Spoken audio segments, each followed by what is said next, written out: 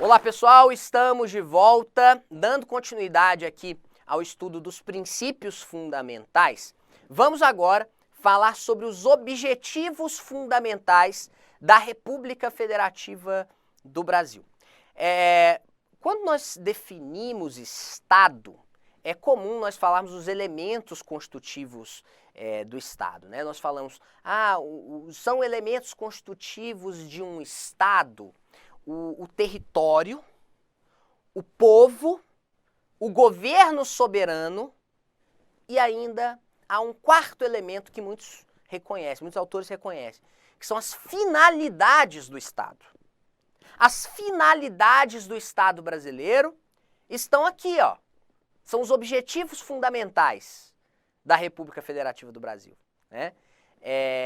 Essas são as finalidades do Estado brasileiro. Estão aqui previstas no artigo 3º da Constituição. Vamos ver juntos? Vem aqui na tela comigo. Então, são objetivos fundamentais, esses que estão aqui. E para você memorizar, eu quero te trazer um outro mnemônico, que é o mnemônico do conga, erra, pro. Então, pensa aí num menininho chamado Conga, que está estudando para não errar nada no dia da prova. Então tá aqui, ó. Conga, construir uma sociedade livre, justa e solidária. Construir uma sociedade livre, justa e solidária. O GAD, garantir o desenvolvimento nacional. Errar, está estudando para não errar nada no dia da prova. Erradicar a pobreza e a marginalização e reduzir as desigualdades sociais e regionais. E 4, promover o bem de todos, sem preconceitos de origem, raça, sexo, cor, idade e quaisquer outras formas de discriminação. Então tem que memorizar isso aqui, o conga, erra, pro, tem que memorizar. Conga, erra, pro. Certo? Vamos falar um pouquinho de cada um deles. Ó, vou começar pelo inciso 1. O inciso 1, ele fala em construir uma sociedade livre, justa e solidária. É interessante, ele usou esses 3 grandes valores aqui, ó. Liberdade, falou em justiça e falou em solidariedade. Justiça, nós podemos até traduzir aqui como igualdade, tá, gente? Então, quando o inciso 1 fala em sociedade livre, justa e solidária, ele já faz aqui uma menção aos direitos fundamentais, sabe por quê?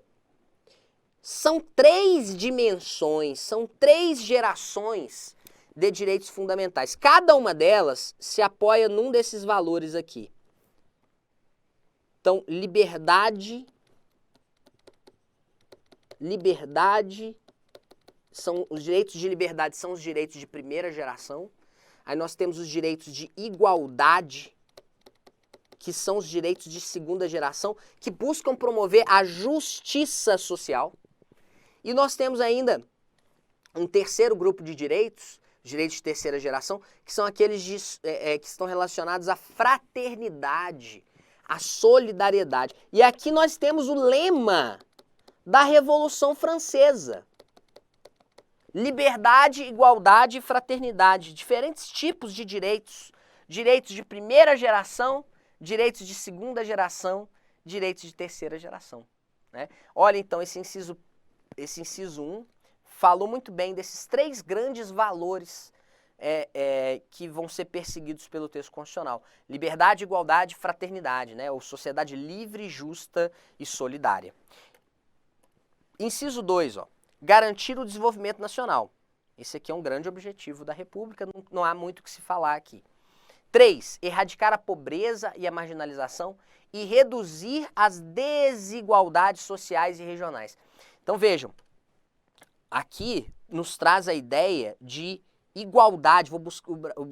A República Federativa do Brasil vai buscar uma igualdade material. A igualdade material que dá amparo às chamadas ações afirmativas. Igualdade material não é tratar todos exatamente da mesma maneira. Igualdade material é tratar com igualdade os iguais. e com desigualdade os desiguais, na medida das suas desigualdades. Então vejam, aqueles que fazem parte de grupos sociais historicamente menos favorecidos, eles precisam ter um tratamento mais benéfico, né? Então, é com base nessa ideia que surgem as ações afirmativas. Por exemplo, política de cotas raciais em concurso público, política de cotas raciais para ingresso na universidade pública. Enfim, são exemplos de medidas que buscam realizar a igualdade material, né? E o inciso 4 também tem a ver com a ideia de igualdade, né? De não discriminação. Tá aqui, ó. Promover o bem de todos, sem preconceitos de origem, raça, sexo, cor, idade e quaisquer outras formas de discriminação. Então não pode haver discriminação na sociedade brasileira. Não podem existir preconceitos de nenhum tipo, de origem, raça, sexo, cor, idade. Todas as pessoas são livres para serem quem elas queiram ser, né? E não pode existir preconceitos, né? A sociedade brasileira, ela quer promover o bem de todos, indistintamente, tá? Vamos falar agora dos princípios das relações internacionais. Olha só, aqui são os princípios que o Brasil, na condição de Estado soberano, vai adotar no seu relacionamento com outros países, com outros estados, né? Sabemos aí que soberania é um poder que não reconhece nenhum outro acima dele próprio. Então, soberania é um poder máximo, é um poder supremo. A República Federativa do Brasil, ela possui soberania, né? E ela se relaciona com outros países, se relaciona com outros estados soberanos, seguindo esses princípios que estão aqui, né? Esses princípios que aparecem no artigo 4º são princípios que vocês podem perceber, eles aparecem em tratados internacionais, dos quais o Brasil é parte. Eles aparecem na própria Carta da ONU, da qual o Brasil faz parte também. Então vamos lá, quais são os princípios que o Brasil vai adotar nas suas relações internacionais? Eles são muito interrelacionados, né? Vamos falar deles aqui. Então, na tela. A República Federativa do Brasil rege-se nas suas relações internacionais pelos seguintes princípios. Então começamos aqui, ó. Primeiro, com a independência nacional. Ou seja, o Brasil é um Estado soberano, um Estado independente, e o Brasil vai também reconhecer a independência, vai reconhecer a soberania de outros Estados, né? Vejam que a ideia de independência nacional, ela está muito ligada à ideia de soberania. Não está ligada à ideia de soberania? O Estado, ele é soberano. Ele tem um poder que não reconhece nenhum outro acima dele próprio, né? Então ele é independente, né? Olha só, da soberania também deriva essa noção aqui, ó, de igualdade entre os estados. Concorda comigo? Porque os estados soberanos, eles têm igualdade. Não uma igualdade de fato, mas uma igualdade de direito. Não existe uma igualdade de fato entre os estados, né? Afinal de contas, se de um lado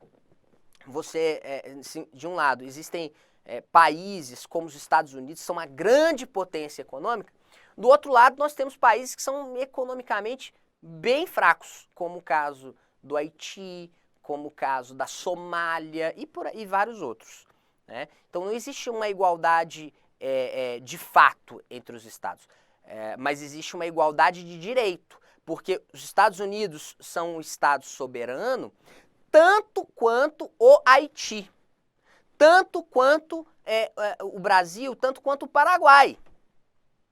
Então existe uma igualdade de direito no plano internacional, certo? Outros princípios das relações internacionais. Aqui, ó. Prevalência dos direitos humanos. Prevalência dos direitos humanos. Cuidado para não confundir. Se aparece na sua prova dignidade da pessoa humana é fundamento da República. Mas prevalência dos direitos humanos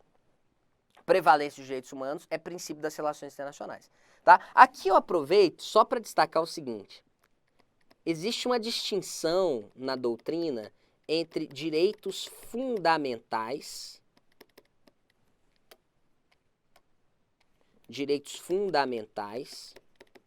de um lado e direitos humanos do outro lado. Qual que é a diferença? Vocês sabem? Diferença de nomenclatura? Quando eu falo em direitos fundamentais, eu estou me referindo aos direitos que estão positivados, que estão escritos no texto de uma Constituição. Já direitos humanos são aqueles direitos consagrados no plano internacional. São direitos que aparecem em tratados internacionais de direitos humanos. Essa distinção entre a expressão. Então, quando eu falou aqui no inciso 2, prevalência dos direitos humanos, já dá uma ideia, né, de que nós estamos falando aí de tratados internacionais. O Brasil é parte de inúmeros tratados de direitos humanos, vai se comprometer a respeitá-los aqui, seja no plano interno, seja no plano internacional. Né? Outro princípio das relações internacionais é a autodeterminação dos povos. Cada povo é livre para definir o seu próprio destino. E vejam, essa autodeterminação dos povos está muito ligada à não intervenção. A não intervenção. O Brasil vai buscar a não intervenção. Essa não intervenção é absoluta?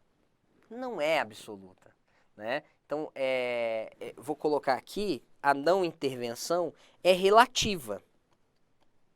Porque, vejam, um exemplo disso são as missões de manutenção da paz ou de imposição da paz conduzidas pela ONU. E o Brasil mesmo já foi e é parte, né, de inúmeras missões de paz da ONU. Então a não intervenção é relativa. Né? Outros princípios das relações internacionais: defesa da paz, solução pacífica dos conflitos. A guerra não é uma opção, não é a primeira opção. A guerra é a última das últimas opções. Né? Então, a solução pacífica dos conflitos, repúdio ao terrorismo e ao racismo, cooperação entre os povos para o progresso da humanidade e o último aqui, ó, concessão de asilo político. Esses são os princípios das relações internacionais. Sobre a concessão de asilo político, nós ainda vamos falar um pouquinho mais dela aqui, né? Mas desde já eu já destaco que concessão de asilo político é uma proteção que o Estado brasileiro dá àqueles que são vítimas de perseguição política. Vítimas de perseguição política. Né? Não é aqueles que são vítimas de qualquer tipo de perseguição, não. Mas apenas aqueles que são vítimas de uma perseguição de natureza política. Olha aqui, ó, artigo 4º, parágrafo único agora. Fala da integração. A República Federativa do Brasil buscará a integração econômica, política, social e cultural dos povos da América Latina, visando a formação de uma comunidade latino-americana de nações. Cuidado, às vezes na prova vem dizendo que o Brasil vai buscar uma integração da América do Sul. Não é. O Brasil vai buscar uma integração no âmbito da América Latina, certo? Aqui eu coloquei alguns desses princípios só para a gente destacar algumas coisas, tá? Primeira delas, não intervenção. O princípio da não intervenção, ele é, como eu já tinha adiantado, ele é relativo. Ele é relativo. E por que ele é relativo? Porque em alguns casos o direito internacional admite a intervenção. Então, é relativo porque há possibilidade da intervenção humanitária. Exemplo são as missões de paz da ONU. O exemplo de missão que o Brasil participou foi a MINUSTAH, que foi a missão lá no Haiti. Igualdade entre os estados. A igualdade entre os estados, ela deriva da noção de soberania. Deriva da soberania. E é uma igualdade de direito, não é uma igualdade de fato. Concessão de asilo político é concedida àqueles que são vítimas de perseguição política e não de qualquer tipo de perseguição. Quem concede o asilo político é o Poder Executivo e é um ato discricionário. Ato discricionário do Poder Executivo. Por que é um ato discricionário? Porque ele não é obrigado a conceder o asilo político, tá? Não é obrigado. O ato é um ato discricionário porque é um ato de manifestação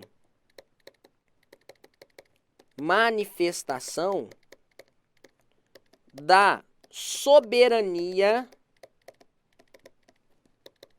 estatal.